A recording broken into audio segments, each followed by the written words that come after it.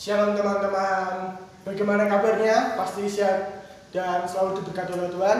Oke, pada kesempatan kali ini kita akan beribadah remaja, tapi yang tentunya masih di rumah saja. Oke, mari kita persiapkan hati, persiapkan iman.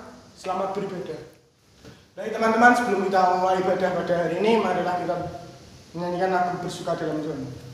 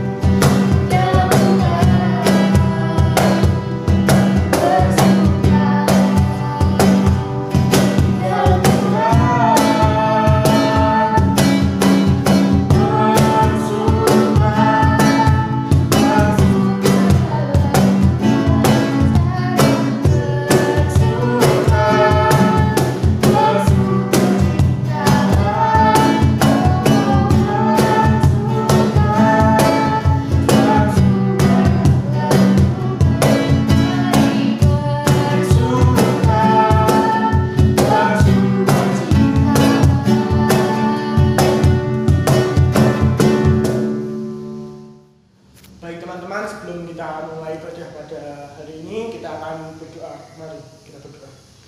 Tuhan Allah Bapa, terima kasih Tuhan Kau telah memberkati kami pada hari ini dan Kau masih memberikan kami kesehatan untuk kami beraktivitas, dan sebenarnya kami akan mulai ibadah pada hari ini. Kau berkati kami, Kau berkati teman-teman kami, Kau pimpin kami Tuhan. Terima kasih Tuhan Yesus, dan kami mendeskan hanya dengan nama-Mu saja Tuhan Yesus Kristus. Amin. Baik teman-teman, sebelum kita mendengarkan firman Tuhan, marilah kita menyanyikan lagu Seperti Rusa yang Halus.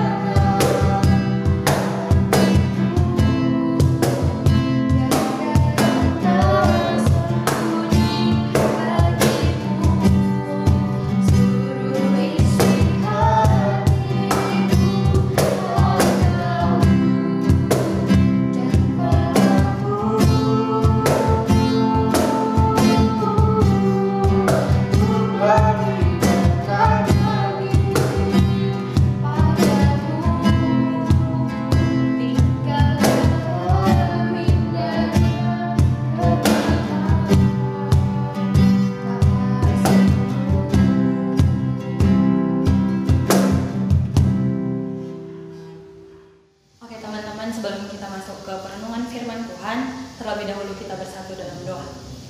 Kembali kami ya Tuhan mengucap syukur atas setiap berkat dan kasih karunia-Mu Tuhan, sehingga kami boleh dan Engkau izinkan untuk menjalankan ibadah kami dimanapun kami berada ya Tuhan. Kami telah menyiapkan hati dan pikiran kami, kiranya Tuhan berfirman agar kami dapat melaksanakannya dalam kehidupan sehari-hari kami. Dalam nama Tuhan Yesus Kristus kami berdoa dan mengucap syukur. Amin. Shalom teman-teman semua, selamat pagi, selamat siang, selamat sore, selamat malam. Saya mengucapkan banyak selamat karena saya tidak tahu tepatnya teman-teman melaksanakan ibadah teman-teman pada jam berapa. Namun yang saya harapkan adalah kiranya teman-teman tetap menjalankan ibadah di rumah masing-masing seperti itu. Sebelum kita masuk ke perenungan firman Tuhan, saya akan memperkenalkan diri saya terlebih dahulu. Dan mungkin beberapa dari teman-teman sudah mengetahui nama saya, tapi tidak menutup kemungkinan teman-teman juga ada yang belum mengenal saya seperti itu. Nama saya adalah Grace Indah Barito Tambunan, nama panggilan saya Grace. Saya diizinkan untuk membawakan firman Tuhan pada ibadah minggu kita pada tanggal 17 Mei 2020 ini. Yang jadi bacaan firman Tuhan pada minggu ini ialah terambil dari Injil Yohanes pasal yang ke-14 ayat 15 hingga ke ayat yang ke-21. Sekali lagi, yang menjadi bacaan firman Tuhan untuk ibadah kita terambil dari Yohanes 14 ayat yang ke-15 hingga ke ayat yang ke-21. Firman Tuhan kita terambil di bawah judul perikop Yesus menjanjikan penghibur. Saya akan membacakan kepada teman-teman. Jikalau kamu mengasihi aku, kamu akan menuruti segala perintahku. Aku akan minta kepada Bapa, dan Ia akan memberikan kepadamu seorang penolong yang lain, supaya Ia menyertai kamu selama-lamanya, yaitu Roh kebenaran. Dunia tidak dapat menerima Dia, sebab dunia tidak melihat Dia dan tidak mengenal Dia. Tetapi kamu mengenal Dia, sebab Ia menyertai kamu dan akan diam di dalam kamu. Aku tidak akan meninggalkan kamu sebagai yatim piatu. Aku datang kembali kepadamu. Tinggal sesaat lagi dan dunia tidak akan melihat aku lagi. Tetapi kamu melihat aku, sebab aku hidup dan kamu pun akan hidup. Pada waktu itulah kamu akan tahu bahwa aku di dalam Bapa-Ku dan kamu di dalam aku dan aku di dalam kamu. Barang siapa memegang perintahku dan melakukannya, dialah yang mengasihi aku. Dan barang siapa mengasihi aku, ia akan dikasihi oleh Bapa-Ku, dan aku pun akan mengasihi dia dan akan menyatakan diriku kepadanya. Sekian firman Tuhan. Oke teman-teman, berhubungan dengan firman Tuhan kita diberikan topik Sang Penghibur Sejati. Dan berkaitan dengan itu, saya memberikan salah satu contoh tentang sebuah film atau video tentang komedi atau seperti lawak seperti itu. Saya yakin atau berharap mungkin teman-teman pernah mengikuti secara langsung acara yang di dalamnya terdapat hiburan atau komedi seperti itu. Nah, dalam acara tersebut atau dalam film video tersebut pasti ada salah satu atau beberapa orang yang ditugaskan untuk bermain acting langsung dengan berperan sebagai yang melakukan sebuah hiburan. Oleh karena itu, mereka melakukannya dengan tujuan adalah memberikan hiburan kepada mereka yang menonton acara mereka secara langsung, baik pun dari media sosial. Nah, melalui itu, yang perlu kita ketahui adalah kecanggihan teknologi melalui media sosial ini dapat memampukan bahwa film atau video tersebut akan mampu bertahan hingga jangka waktu yang tidak dapat kita tentukan. Oleh karena itu, beberapa orang yang melakukan atau menjalankan hiburan tersebut mungkin akan dapat menghibur hati beberapa orang, bahkan hati banyak orang dalam jangka waktu yang panjang seperti itu. Oleh karena itu mereka dapat dikatakan sebagai penghibur hati banyak orang seperti itu. Sekian tentang contoh, kita akan masuk ke dalam firman Tuhan.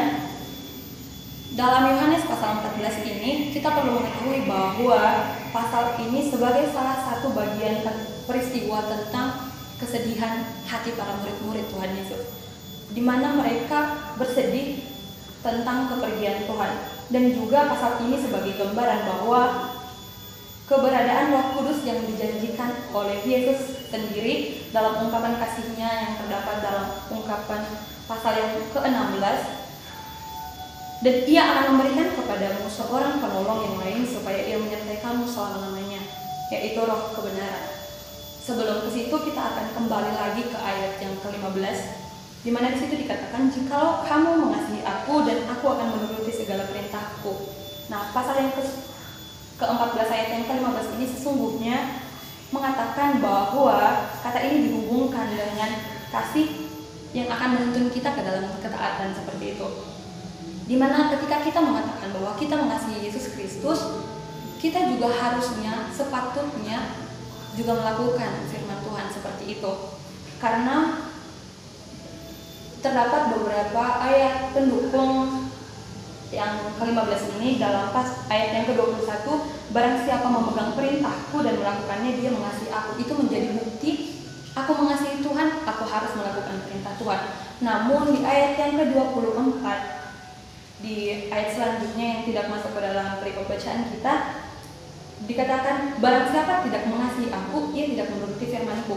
Itu juga sebagai bukti bahwa orang yang tidak menuruti firman dan ajaran Tuhan serta perintah Tuhan adalah orang yang tidak mengasihi Tuhan. Sekarang kita coba masuk ke ayat yang ke-16. Di situ dikatakan bahwa aku akan minta kepada Bapa dan Ia akan memberikan kepadamu seorang penolong yang lain supaya Ia menyertai kamu selama-lamanya. Sebagai pertanyaan, siapakah yang akan menyertai kita selama-lamanya? Dengan tidak adanya jangka waktu tertentu atau batasan-batasan tertentu. Itu dijawab pada ayat yang ke-17 seperti itu, yaitu Roh kebenaran. Terdapat pertanyaan lagi bahwa Roh kebenaran di situ tidak dikatakan siapakah Roh kebenaran itu.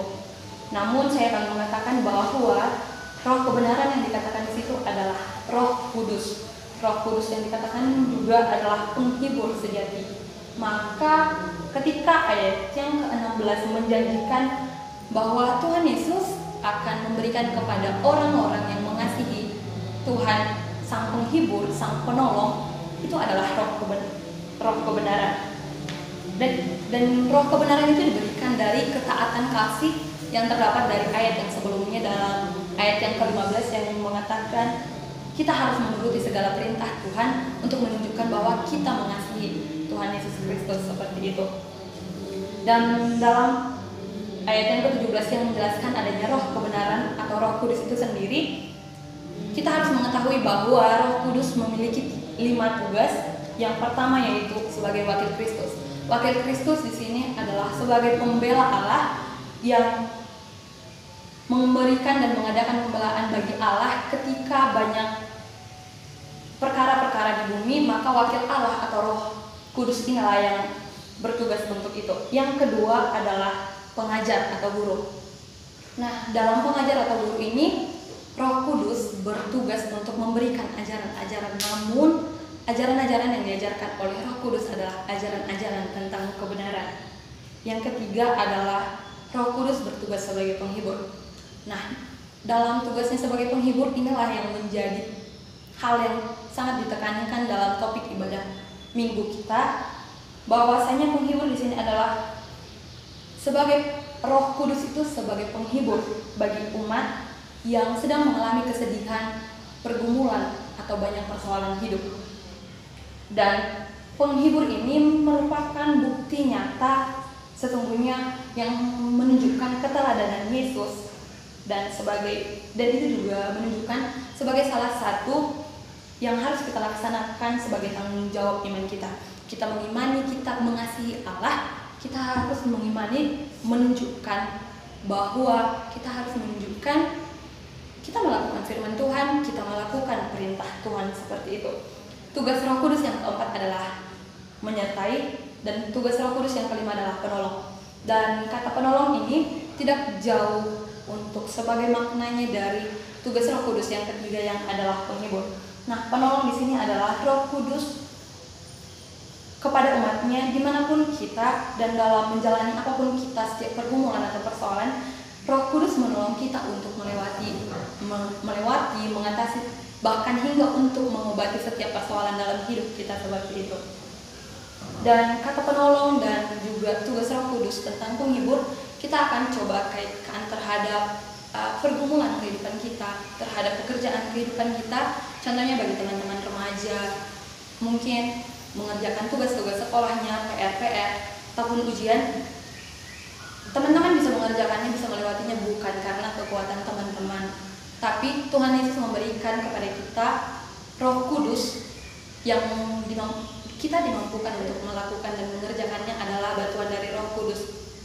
Dan kita memiliki teman-teman adalah satu hal yang tepat Tuhan berikan bagi kita sebagai teman kita untuk bermain, teman kita untuk belajar adalah bantuan dari Roh Kudus itu sendiri. Ketika kita mungkin sadar bahwa kita diperhadapkan dalam situasi COVID-19, ini adalah hal yang sangat genting karena merupakan sebuah pandemi.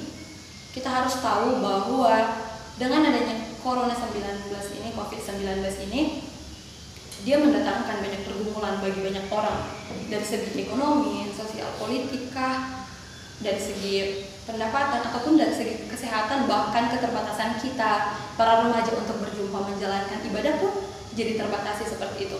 Namun ketika banyak orang menganggap ini adalah sebuah pergumulan besar, bahkan ini sebuah kerugian besar, kita harus menyadari bahwa Tuhan Yesus tidak jauh dari kita. Roh Kudus yang Tuhan berikan kepada orang yang mengasihi tidak jauh dari kita.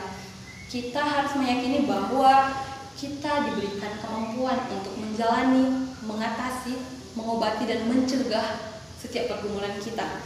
Karena kita harus juga percaya bahwa waktu Tuhan adalah waktu yang terbaik. Mungkin juga teman-teman sudah sering mengetahui ini, bahwa waktu Tuhan adalah yang terbaik. Namun saya berharap jangan kiranya itu hanya datang sesaat kepada teman-teman, karena itu adalah satu hal yang tepat bahwa Tuhan akan menolong kita. Setiap orang-orang yang menjadi korban dari COVID-19 ini bukan berarti Tuhan tidak mengasihi mereka, bukan berarti Tuhan tidak menolong mereka.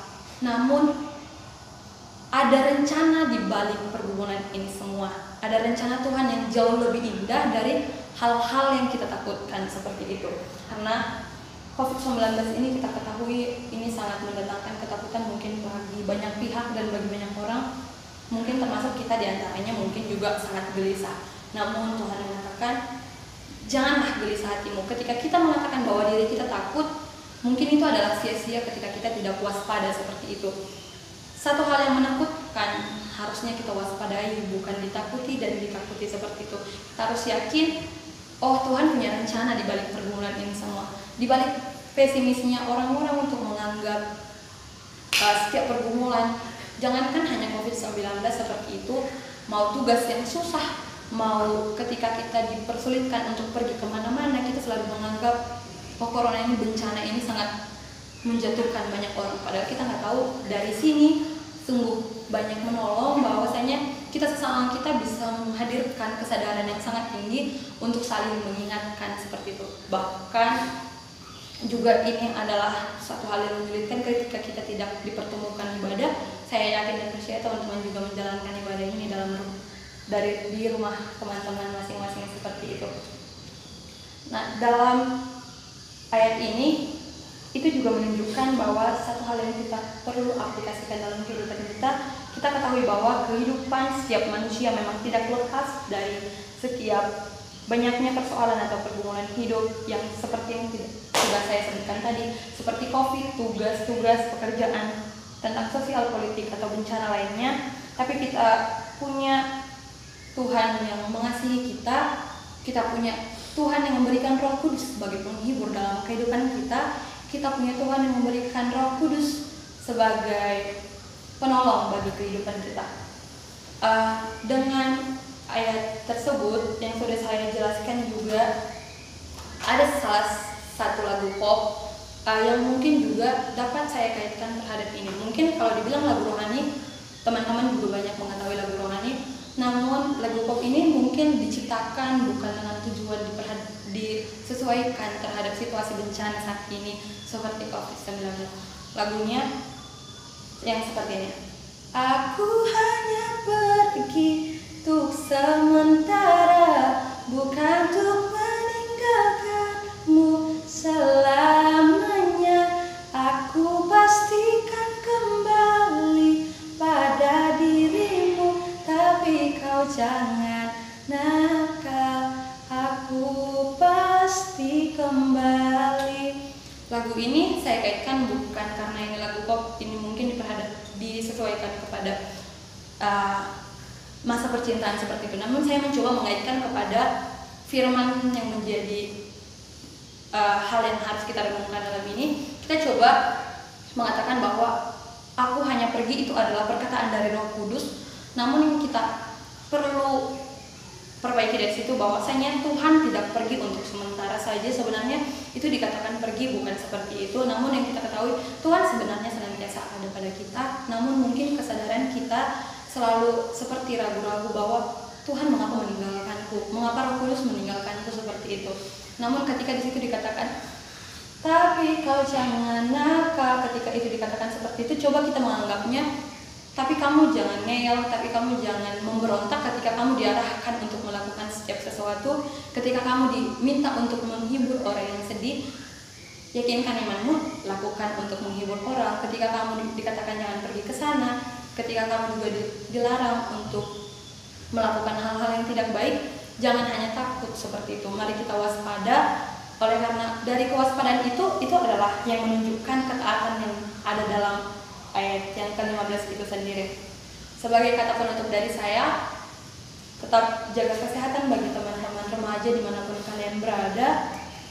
Jangan takut, kiranya iman kalian tetap kuat, serta jangan gelisah, jangan hanya takut seperti itu, tapi yakinkan imanmu untuk melakukan kewaspadaan untuk menghindari atau untuk mencegah setiap pergumulan dalam hidup kalian, dan semangat mengerjakan pekerjaan tugas kalian dan juga pekerjaan dari sekolah bagi teman-teman semuanya. Selamat hari Minggu bagi teman-teman semuanya. Untuk mengakhiri ibadah kita akan berdoa terlebih dahulu. Kembali kami ya Tuhan mengucap syukur atas setiap berkat dan kasih karunia-Mu, sehingga Tuhan dapat memberkati kami ketika kami boleh Engkau izinkan untuk mendengarkan serta merenungkan firman-Mu ya Tuhan. Yang mohon kiranya Tuhan juga menguatkan hati kami untuk tetap waspada dalam menjalani kehidupan serta menjalani pergumulan kami dengan yakin dan percaya Engkau yang punya rencana yang lebih indah dari apa yang kami pikirkan ya Tuhan. Berfirmanlah Engkau ya Tuhan, telah siap mendengarkan firman-Mu, Engkau berkati hingga akhir dapat berjalan dengan baik. Dalam nama Tuhan kami telah berdoa. Amin. Sekarang kita akan memberikan sedikit dari apa yang kita punya.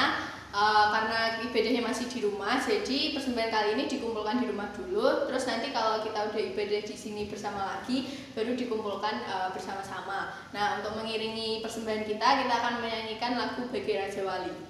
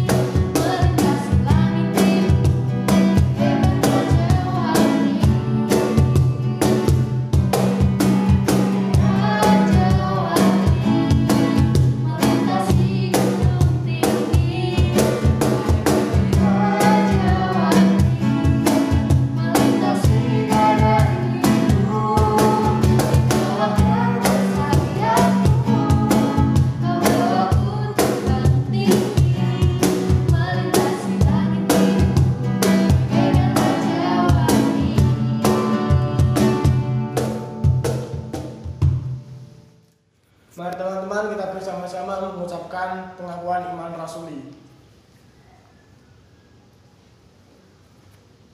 Aku percaya kepada Allah Bapa yang Maha Kuasa akan langit dan bumi, dan kepada Yesus Kristus anak yang tunggal Tuhan kita, yang dikandung daripada Roh Kudus, lahir dari anak darah Maria, yang menderita di bawah pemerintahan Pontius Pilatus, disalibkan, mati, dan dikuburkan, turun dalam kerajaan maut. Pada hari yang ketiga, bangkit pula dari antara orang mati, naik ke surga, duduk di sebelah kanan Allah Bapa yang Maha Kuasa, dan akan datang dari sana untuk menghakimi orang yang hidup dan yang mati. Aku percaya kepada Roh Kudus, gereja yang kudus dan am, persekutuan orang kudus, pengampunan dosa, kebangkitan daging, dan hidup yang kekal. Amin. Sebelum mengakhiri ibadah kali ini, mari kita berdoa. Bapak, kali ini kami akan berdoa buat bangsa dan negara kami. Engkau berkati supaya bangsa kami bisa segera dijauhkan dari virus yang saat ini telah melanda Bapak, dan kami bisa beraktivitas kembali seperti semula. Juga berkatilah para pemimpin negara kami yang sedang berusaha untuk menangani masalah-masalah yang ada di negara kami. Engkau yang berkati, Engkau yang sertai, sehingga apapun yang mereka lakukan seturut dengan kehendak-Mu Bapa. Kami juga mau berdoa buat masyarakat Indonesia. Engkau yang sertai setiap masing-masing dari kami. Engkau yang berkati, semoga masing-masing dari kami tidak ada yang semakin menambah lagi yang terpapar virus ya Bapak. Kami juga mau berdoa untuk ibadah hari ini. Terima kasih karena Engkau sudah berkati ibadah kami. Setelah ini kami akan melanjutkan aktivitas kami masing-masing. Engkau yang berkati, Engkau yang sertai, sehingga apapun yang kami lakukan hanya dalam tuntunan tangan-Mu saja ya Bapak. Dan kami akan mengakhiri doa ini dengan doa yang telah Engkau ajarkan. Bapa kami yang ada di surga, dikuduskanlah nama-Mu, datanglah kerajaan-Mu, jadilah kehendak-Mu di bumi seperti di surga. Berikanlah kami pada hari ini makanan kami yang secukupnya, dan ampunilah kami akan kesalahan kami, seperti kami juga mengampuni orang yang bersalah kepada kami. Dan janganlah membawa kami ke dalam percobaan, tetapi lepaskanlah kami daripada yang jahat, karena Engkau-lah yang punya kerajaan dan kuasa dan kemuliaan sampai selama-lamanya. Amin. Untuk mengakhiri ibadah pada hari ini, marilah kita menyanyikan lagu Waktu Tuhan.